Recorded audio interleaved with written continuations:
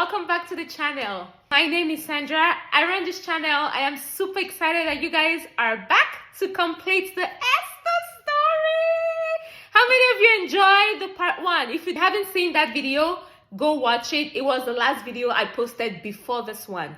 Today, I'm going to tell you guys what happened eventually. Actually, what Haman tried to do but did not succeed. Okay, let's jump right into this video.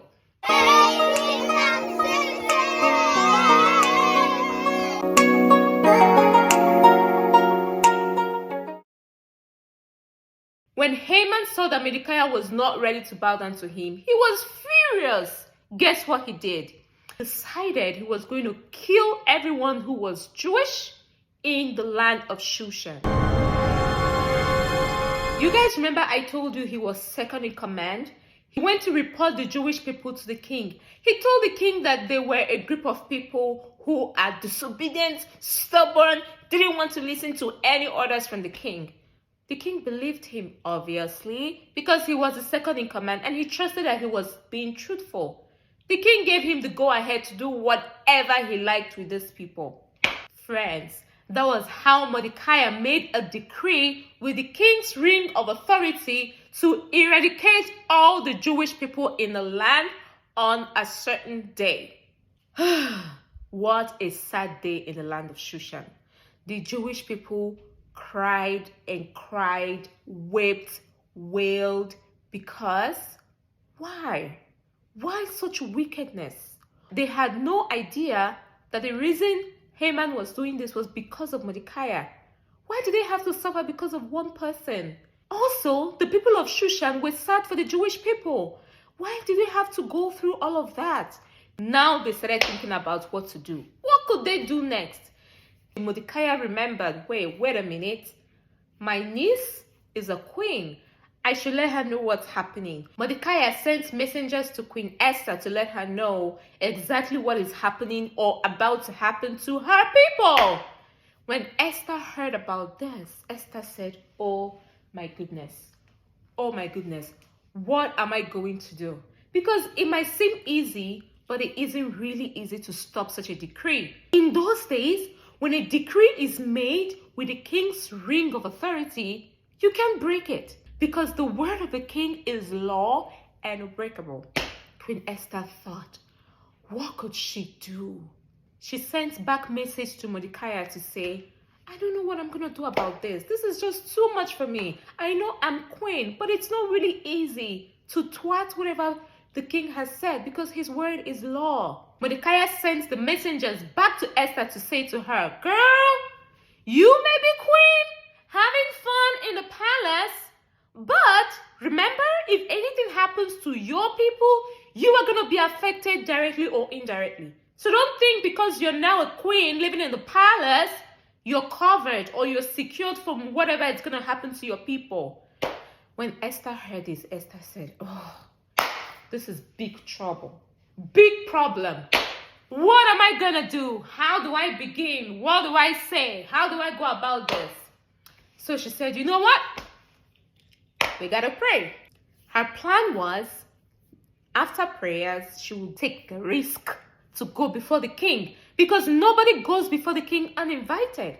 If you go before the king uninvited, you could get killed, no matter who you are. She decreed that every Jewish person in the land should fast for 3 days to seek for favor so that when she goes before the king will not take her life. It was a big risk that she was about to take. Well, after the 3 days were over, she went before the king. She took the risk. Guess what happened? Immediately he saw her, he let her come into his chamber without ordering her to get killed. When she came in, the king was worried to see her. He said to her, my queen, is everything okay with you? She looked so worried. She looked so sad. Well, I have a request for my king. Oh, okay. What's the request? Go ahead, my queen. Whatever you say, it's gonna be done. And Queen Esther said, I want my king to come to a banquet in my chambers. I would like to host him and Haman. The king said, "Oh my goodness, that's it? Is that why you're sad?" The king sent word to Haman to say, "Queen Esther is inviting you and I to her chambers for a banquet." Haman was ecstatic. "What? The queen wants me to come to banquet in her chambers with the king?" It made him even more proud than he was, because he felt like this is the best thing that could happen to him. That day came. It was beautiful. They had so much fun. They ate, they drank. The king was so happy that he said to Esther, "My queen, what would you like me to do for you? This was a beautiful meal. I would love to do anything for you." And guess what Queen Esther said? "Ha ha! My king, my request is for you and Haman to come back for another banquet in my chambers." What? Another banquet? Haman was excited. "You mean a second banquet with the king and I in the queen's chamber? I must really be special. I'm a very special person." He felt very full of himself. He went home that day, told everybody he knew. One day, the king was reflecting and just thinking about how his reign has been. He ordered that the book of remembrance be opened and read to him. They found out that a certain man, told the king about a plot against his life. Two people planned to kill the king, but somebody heard about it and reported to the king, and that was how the king was saved. So the king said, "Yeah, I remember that happened a long time ago. Have we rewarded this person?" "No, we haven't." "Okay, well, what should we do?" Guess what he did? He invited Haman to give him ideas. The king said, "Well, what do you think should happen to somebody that the king really wants to reward for something they did?" Haman, thinking in his heart that the king was referring to him, guess what he said? "Well, I think that this person should wear one of the king's best robes and put on one of the king's best chariots, driven around town, and someone should announce that this is the man that the king chooses to please or the king chooses to reward." He thought it was him. I think I like that. I think that sounds like a good idea. This is exactly what you're going to do to Mordecai. Guess what? Mordecai was actually the man who told the king about what they planned to do to him. Haman was furious. What? What? You mean I'm going to do all of this to Mordecai? Because the king said to him, "You're the one who's going to be the announcer, announcing and saying, 'Hey, this is the man that the king chooses to please.'" Mordecai was like, "Oh my goodness, I can't believe I have to do this." He was angry. But guess what? If the king says it, you have to do it. After all of that happened to Mordecai, it was time for Haman and the king to go back to Queen Esther's chambers for the banquet. When they went back the second time, they ate, they drank, they had a good time. And this time around, the king said, "Queen Esther, can you now tell me exactly what you want me to do for you? This is the second time we're coming to eat and you haven't said anything." "Well, there's a man who is planning to kill a group of people for doing absolutely nothing to him. In fact, he digged a gallows where he's going to bury a man who did absolutely nothing to him for no good reason." "Someone did that in my kingdom? That is wickedness. I don't support wickedness." The king said, "Who did that?" Queen Esther said, "That's him." Guess who she pointed at? Haman. Guys, remember the whole time nobody knew Esther was Jewish. At that point, she had to reveal who she was. And the king said, "No ways. Haman, you are such a wicked person." And the king ordered the exact thing Haman wanted to do to Mordecai, which is to bury him in the gallows. The king ordered that same thing happens to Haman.